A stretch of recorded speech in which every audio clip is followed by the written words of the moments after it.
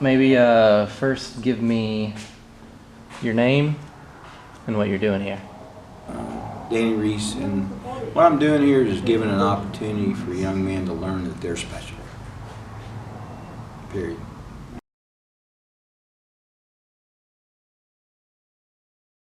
I started boxing when I was 17 years old. Started boxing probably to get rid of aggression. What it did is learn me to control my anger that was inside of me, give me an outlet to meet and hang out with other people that had the same desires and wants as me. And mostly the biggest thing it's done for me is learn to control everything about my emotions as I'm fighting.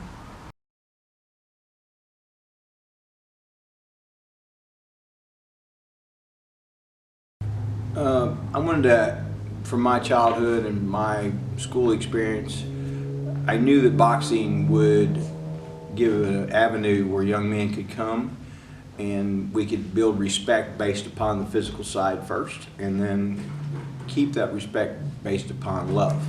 So that's why we're in the ring, that's why we go to the ring. In here, the common denominator is if you're better than someone else, you have to show them grace and love and kindness, otherwise you just beat them up and send them out of the ring. So I found out a long time ago, if we bring them in here, we can have a mutual agreement with each other here and then take it outside. But it's a good way for a young man to learn the same as I did, to leave aggression here.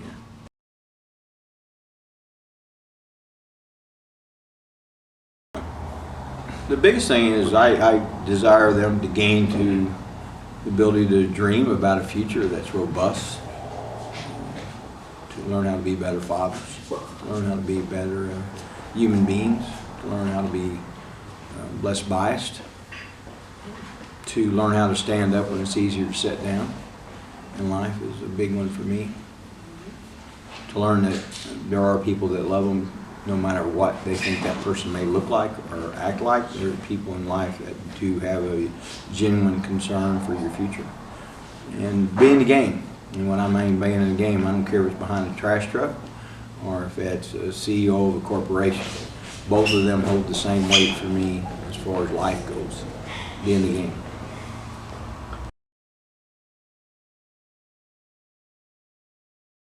Your mistakes in your life and my mistakes in my life, if you can give that to someone where they don't make them, then you change their graph at the end. And that's what this building's about, is good decisions make good lives. Bad decisions cause problems. There's never been somebody who got a DWI, wish they wouldn't have got behind the wheel, but they just didn't have enough information to decide not to do that. So if we can produce enough information from my mistakes in my life, which I'm very open about, and I hope everybody that comes in here has a story and tells them about the story. And we have that. And we talked about a few weeks ago, I told you about where integrity and when does someone else's influence affect your integrity. And we had a guy in here that comes and he had his first felony when he was 13 years old because he let somebody else's influence affect his integrity. You guys get to hear that.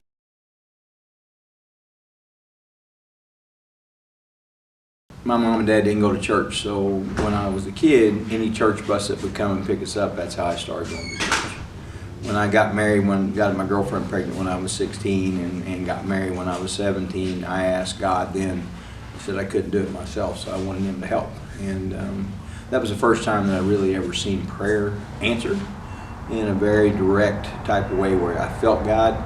And so really been developing my faith in God ever since then, but wouldn't consider myself in any way, shape, or form a holy roller. I have a Father in heaven that loves me and gives me grace and love and has changed me along the way to the man that I am today.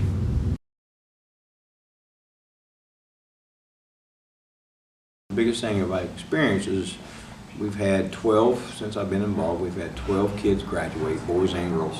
Because when we started, we had boys and girls. And none of the girls are pregnant. None of the boys have got anyone pregnant. They've all graduated high school. They've all either furthered their education or got jobs and it's part of the game. That's not flowery by what standards are, but it's extremely flowery on where some of them have came from.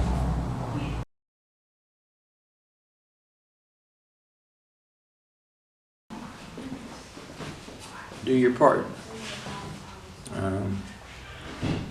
Every one of you, I went years and years and years where I did not start this program, and I could have started this program a long time ago.